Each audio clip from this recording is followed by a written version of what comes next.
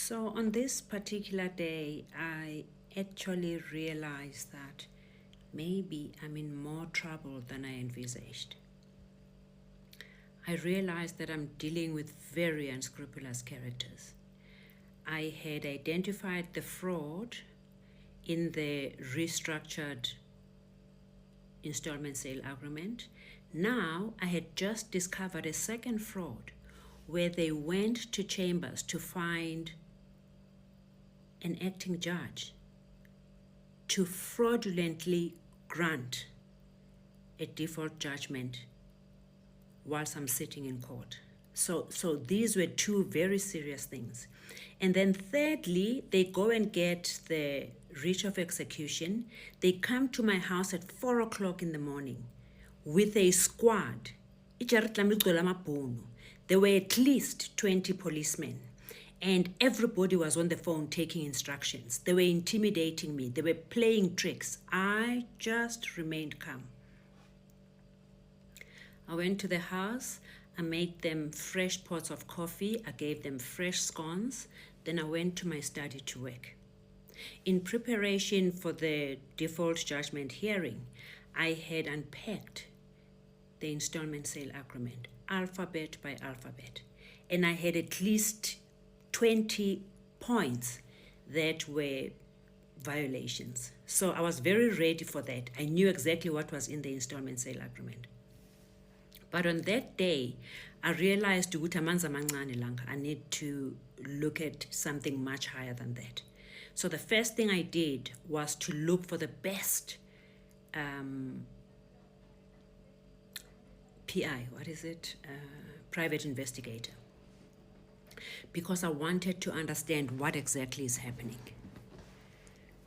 I found a gentleman called Mr. Henry Kruger, who came from the Brixton Murder and Robbery Squad. He was recommended as a very, very meticulous private investigator.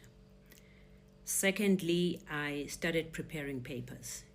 I realized that there's an active writ of execution. So I prepared urgent papers to apply for a stay of that writ. Secondly, I prepared papers to rescind the default judgment that was granted fraudulently. Thirdly, I decided to write to the banking ombud, and I explained this entire story, adding my notes for the fraudulent installment sale agreement. Then after all those papers were ready, I then wrote a letter to Standard Bank. I addressed the letter to the head of risk and forensics. I offered myself and my daughter to be tested against the fraudulent installment sale agreement. I copied the banking ombud again. I copied joint CEOs, Mr. Ben Kruger and Mr. Sim Shabalala. I copied the head of vehicle finance. I copied the head of the fraud department. I copied all of them. And I sent the letter and I said, there is a problem. And I demand that the bank looks at this problem.